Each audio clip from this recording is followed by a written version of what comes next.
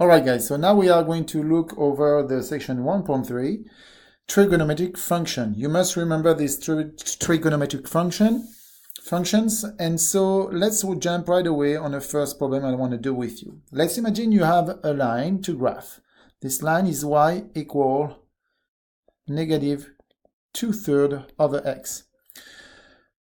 I was able to represent this graph using the y-intercept form. When x equals 0, the y-intercept equals 0, and when the slope equal negative 2/3, which means I need to go down, I need to go up, down, up 2, and left 3, but I could also go down 2, right 3, it depends. I decided to do the first one. So if I go up 2, 3, this is my second point from my y-intercept right here, and you graph your line. Now, you can take the point, another point on this. Let's take the point right here. So right here we have the point negative 6, 4. And right there we have the point negative 3, 2. Okay, so we have two triangles. The first triangle right here, and we have a second triangle right there. Now if I want to find the value of the sinus about this angle right there, I'm talking about the angle right there. So what do we have? Well, first of all, we have to calculate R, right? So for the red triangle, for the little red triangle, so for the little triangle right here, what do we have? Well, I'm going to have R equal square root of negative 3 square plus 2 square. Remember, R is defined as x square plus y square. And so I end up to have a value of R equal a square root of 13. Therefore, if I want to define the value of my sinus, the value of sinus theta is going to be equal to y divided by R, y being equal to 2 over square root of 13. By the way, you agree with me that the angle theta, and I'm going to define in purple, the angle theta is the same, whether you are looking for the red triangle or for the green triangle, okay? We have a red triangle and green triangle. I would like to remind you that the green triangle is defined as minus 6, 4 for this point right here. So we have sinus theta. Now, what is the value of cosinus theta? Well, if I want to look for the value of cosinus theta, cosinus, and let me do a little dot like this, cosinus theta equal, well, the cosinus theta is going to be equal to x over r, which is in that case negative 3 over square root of 13. Let's continue. What is the value of tangent theta? Well, the value of tangent theta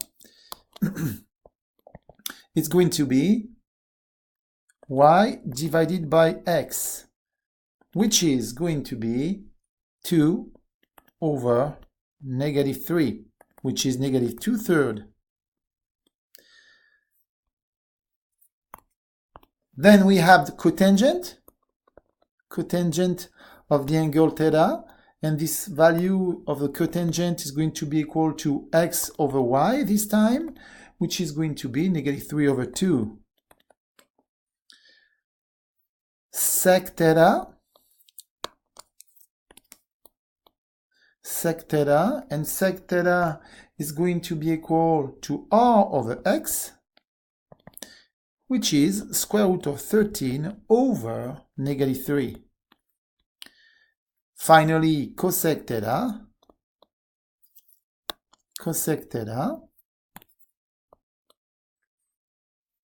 and cosec theta equal r over y, and it's equal to square root 13 over 2. Because the angle theta is the same for the green triangle, when I'm calculating the value of sinus of the angle theta, well, it's going to be y divided by r. Obviously, I need to calculate r. So if I calculate r for the green triangle, and you know what? Let's represent my green triangle right here. Let's do my angle right there. And then let's calculate r as a -6 square root plus 4 square, which is 2 square root of 13 when you are simplifying your square root. Then I'm going to do that a little bit better than it is right now. So if I'm calculating the sinus of the angle theta, I end up to have y over r. In that case, it's going to be -4 divided by 2 square root of 13, which is a 2 over square root of 13.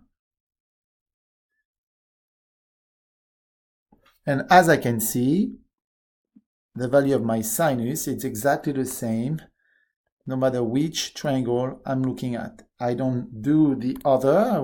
I suggest that you do the cosinus of the angle theta, etc., to have the proof that it is exactly the same. Alright guys, so now I would like to remind you that you must remember the trigonometric function values of quadrantal angle. For that, it's very simple. It sounds to be very complicated to remember this chart, but in fact everything goes back to this drawing. Every time you are reading a cosinus value, you need to remember where to read these values. So if I look at the vertical axis, let's go on the horizontal axis. On the horizontal axis right here, this is where you are going to read the value of your cosinus. And the value of this cosinus will be fluctuating between 1 and -1. Okay?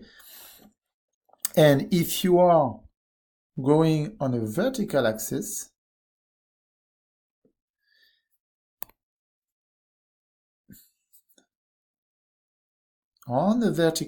this is where you will reading the value of your sinus. So you will read the value of your sinus right here, and it will fluctuate between 1 and -1, okay? As you can see, when my angle theta going from 0 to 60 degrees, the value of my cosinus is decreasing to be, when it is 60 degrees, 0.5, okay, 0.5. And when you are doing so, the sinus, on the other hand, is growing, and the sinus is growing right here. The value of my sinus is growing to 0.86, when at the beginning it was equal to 0. When you are with an angle theta equals 0, when the angle theta is equal to 0 degree, the value of your sinus is right here, which is 0. The value of your sinus theta will be equal to 0 when the value of your cosinus theta will be equal to 1. Alright guys, so now I'm going to ask you is to find all the trigonometric function values for when you have a line defined by y equal -4 over 3x. Please grab this line and then define the value of r. And once you have the value of r, you will be able to find out what is sinus, cosinus, tangent, cotangent, sec, and cosec. Before to end this section 1.3, I want to talk about the coterminal angle. So you know that the coterminal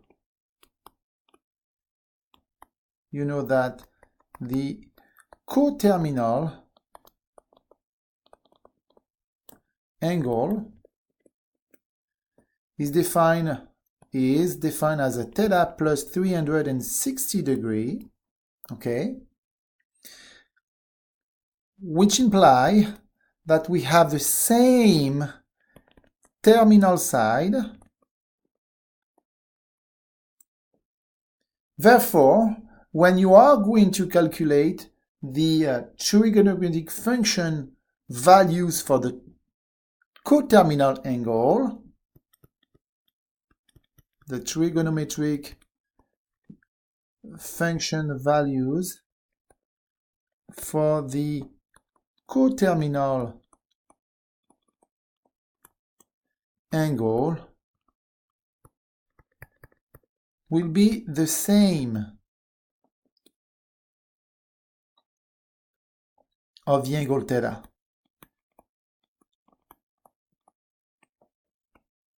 Okay?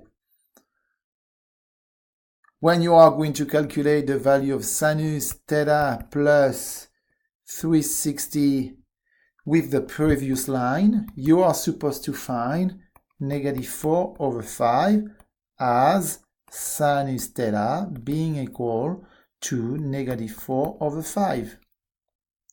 I will let you find out and prove to me that the cosinus of theta plus 360 is equal to 3/5, and the tangent theta plus 360 is equal to -4/3.